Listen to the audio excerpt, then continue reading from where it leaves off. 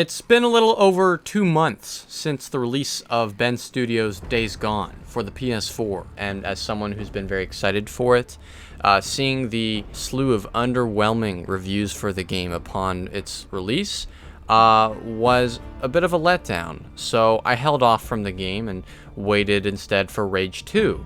And then Rage 2, similarly, released to pretty underwhelming reviews. So I said, you know what, fuck it. I used my $50 Best Buy gift card and I bought Days Gone for about $10, which is an absolute steal, especially considering in hindsight I think I would have been willing to buy the game for full price. But that doesn't really line up with how I felt about the game at first. At first I was glad I bought the game for that amount of money because it was basically everything that reviewers had described it to be, and that was, again, just really underwhelming for me. The gameplay loop was repetitive and reminiscent of an Ubisoft open world game. The main character, Deacon St. John, came off as a burnt piece of toast, and his biker best friend was the generic biker best friend who's got your back no matter what. The story as well had no clear direction, and I couldn't really see where it was taking me, and I mean that in a bad way. The shooting felt stiff and uncaptivating. The zombies weren't very interesting, nor did the apocalypse setting feel very earned. The bike, though fun from time to time, was not great with turning, which led to a lot of frustrating bike accidents. And though the world was fun to traverse, and this game has one of the most beautiful weather systems I've ever seen, a number of other technical issues just ended up bogging down that initial experience, such as pop-in textures, some of which take minutes to load in sometimes, really long loading screens, and this constant fade in from black and fade out to black at the beginning and end of every cutscene in the game. And yet I stayed with it. Why, you may ask? Much like the main character of the game, Deacon St. John, who I eventually came to appreciate, I have a problem with moving on. I refuse to accept that this game was anything but the great game that I thought it was going to be from the past few E3s. I really just wanted to find the great game in Days Gone. And funny enough, after 5-10 hours of playing, I found that great game. Not because anything in the game changed significantly.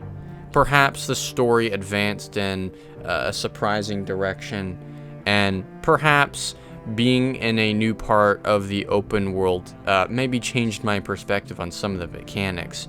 But I think it was just the timing it took for me to get there is when everything in the game just started to click for me. And that really stayed with me until the very end of the game, which, may I just say, this is a long game. It's not as long as The Witcher 3 or Red Dead 2, mind you, but it's long. It's definitely one of the longest single-player open-world games that you can pick up, just based on the story alone. As I said before, you play as Deacon St. John, a biker bounty hunter mercenary during the apocalypse. He's played by Sam Witwer, who you may know as Starkiller from the Force Unleashed games. Star Wars fans will further know him as anything Darth Maul in the last few years. Heck, this guy even streams on Twitch. He plays video games all the time. He is a gamer, and he is great at playing angry characters, which, fortunately for him, Deacon St. John is the typical pissed-off white dude protagonist. At first, and that was pretty disappointing, because it reminded me a lot of Watch Dogs and the protagonist there, which was Aiden Pierce, a guy who lost his niece and took it out on the world. Deacon St. John similarly has lost his wife and takes it out on the world. That was pretty disappointing. And then when this turning point in the game comes, at the end of those 5-10 hours, something happens that happens with every great protagonist in a video game. They start to peel back layers of this guy. You start to learn more about this guy's backstory, and his regrets, and his fears, and his anxieties, and his insecurities, and just the things that he wish he could forget, and the things that he struggles to remember.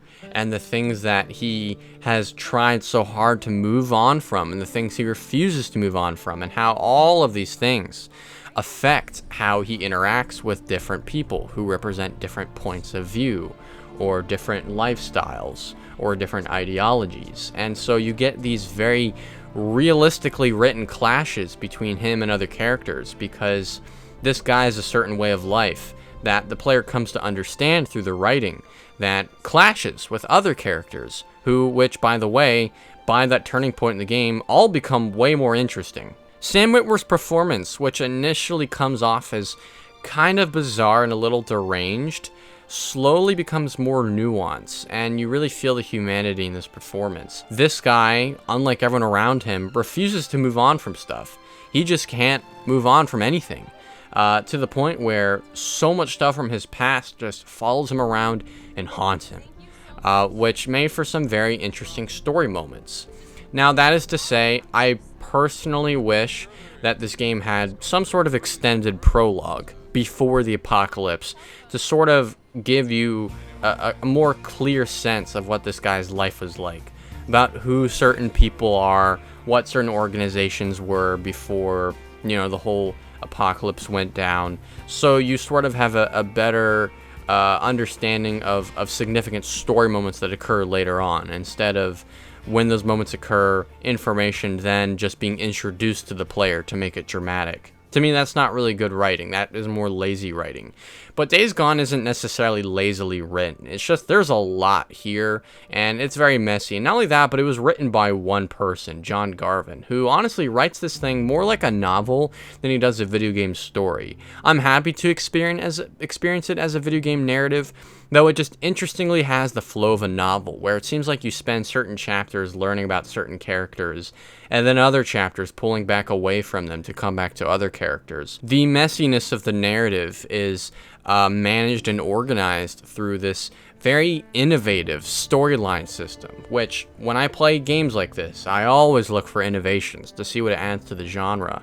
Essentially, every arc or character in the game is part of their own storyline, and as you do more missions for these characters or arcs, it advances the progress of the storyline, and you can check it in this nifty menu to see, okay, how far am I through this arc? How far am I through this arc?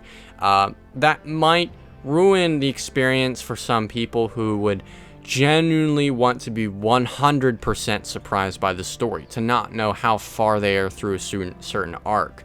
But it is pretty motivating, even if you're not enjoying the story, to look at these storylines, because you can see, oh, I'm 60% of the way through this dude's arc. Once I hit the 75% point, I unlock a new weapon or a crafting recipe or something like that. So it's a good way of motivating the player to invest in the story when they don't really have any intrinsic reasons to do so already. It's a really innovative system, and I would really like to see it in more games, especially games with sprawling narratives. Having this system in Red Dead Redemption 2 would have been super handy. But that aside, this game really unfolds in some expected and unexpected ways at times. Days Gone always resorts less to shock value and more to spending time with its characters to really help you understand them and what they're going through. The character development sometimes takes a while to get the points across that it wants to get, but when it does, it's very effectively received. And as I said, those narrative payoffs that you receive after the 5-10 hour point are well felt and make the story worth investing time in. There are a couple zombie apocalypse tropes here and there that pop up from time to time. There's this deranged cult that becomes sort of a thorn in your side as the game goes on. There's also some sort of, militant organization that wants to seek control of everything. But none of those tropes ever feel out of place. And at the end of the game, I can't really say those things upset me, because they feel like they're all part of one complete vision for the game. And that also goes for the zombie apocalypse, because at the beginning of the game, it doesn't really feel like it's earned. By the end of the game, it does feel earned, and there are unique things about this apocalypse. One of those most unique things is the hordes, which they've shown off aplenty at E3. The fact that this game can generate an exhausting amount of zombies on the screen at the same time, which seems like an unnecessary and useless innovation until you actually get to go up against these hordes. When you pass them on the map, they're fucking scary, and when you fight them, like you actually fight them and try to clear them because you get rewards from that, it's even scarier. What's the point of clearing them? Can't you just avoid them completely? Well, there's a couple of reasons for that the game gives you. For one, clearing these hordes helps you win reputation with some of the camps in the area, and it's a good way of gaining credits with those camps. Two, it makes the world easier to traverse, which is all part of the game's mechanic of exploration. And three, most importantly, it's just fun. It's just fun doing wheels around a certain area of the map, dodging the horde, just the endless amount of zombies that are chasing you. This game has sort of a on-the-go crafting system, which is very similar to The Last of Us and other games of this genre, like Far Cry. Again, that might seem like a mechanic that is unnecessary or super familiar, but again, Days Gone earns the reason to have that. It totally justifies having that in this game, because for one, yes, it's part of the survival genre. It really makes you feel like you're surviving when you have to collect resources all the time. Using those resources has big dividends when you're going up against the horde. You literally have to use everything in your arsenal. And when you are going up against the horde, knowing that you can collect resources on the go gives you this really fun balance between using the resources you have and collecting more through the environment while you're being chased by the horde. The character here, Deacon St. John, also has a past in fighting in the Afghan war, which also explains why he's so able to do all of this stuff and why he's so good with guns and why he's so good with all this military stuff. And not only that, but that part of his backstory is super interesting and affects how he interacts with certain people in the game. That also goes for the tactics that Deacon, or I guess the player, employs to wipe out these zombie nests that fill the world, or freaker nests. You clear them out by throwing Molotovs, or throwing something that will catch fire and lighting them up, and this clears areas of the map and makes it easier to traverse through those areas. Days Gone illustrates something that is super important to any gameplay loop. It's making sure that every pillar of the game is connected to each other. The story affects the exploration, affects the gameplay, and so on. All of those things are sort of holding hands with each other at all times during Days Gone. That's not to say it's always a perfect effort, but there's always attempts to marry all of those ideas together. Why do you travel around the world on a bike?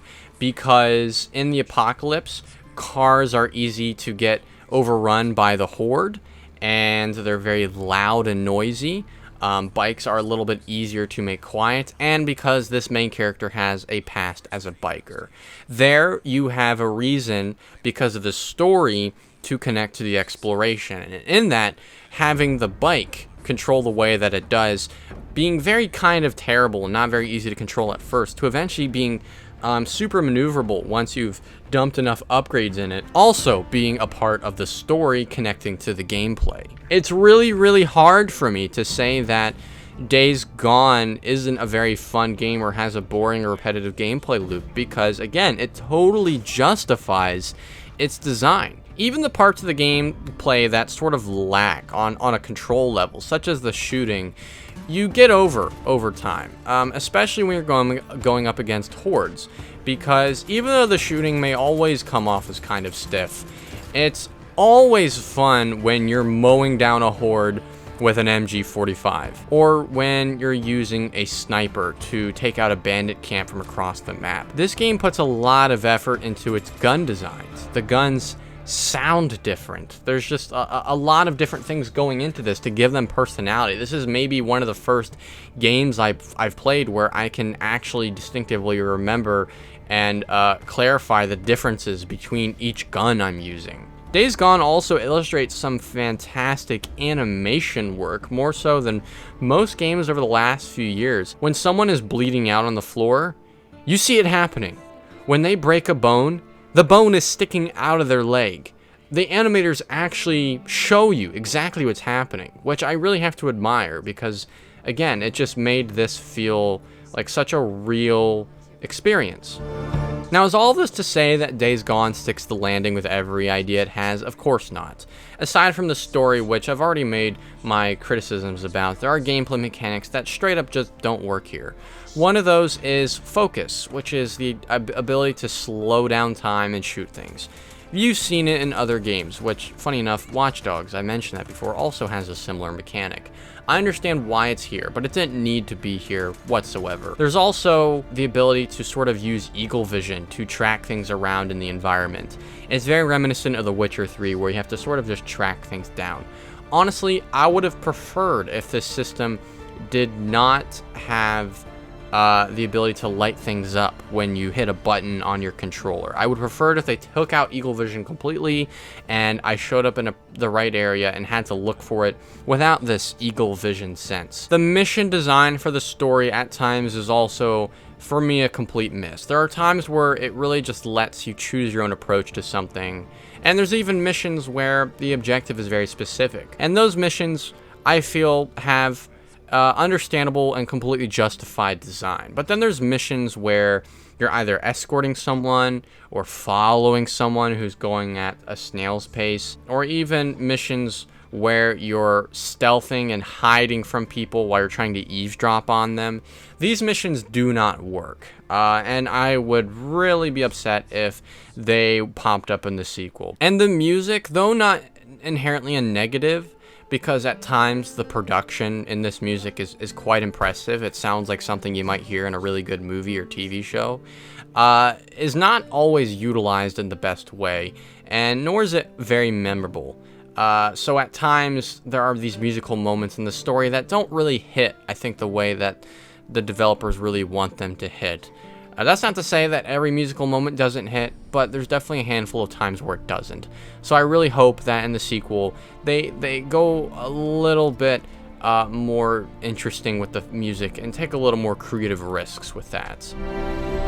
But aside from those things, Days Gone has been one of the biggest surprises, back to not being surprising, back to being surprises of 2019 so far. It's like in Avengers Endgame when Cap caught the hammer and Thor said, "I knew it."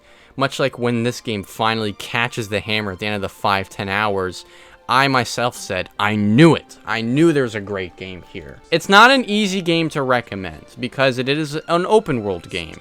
And I tend to be more forgiving of this genre than most people because I'm endlessly captivated by the open spaces that games can provide.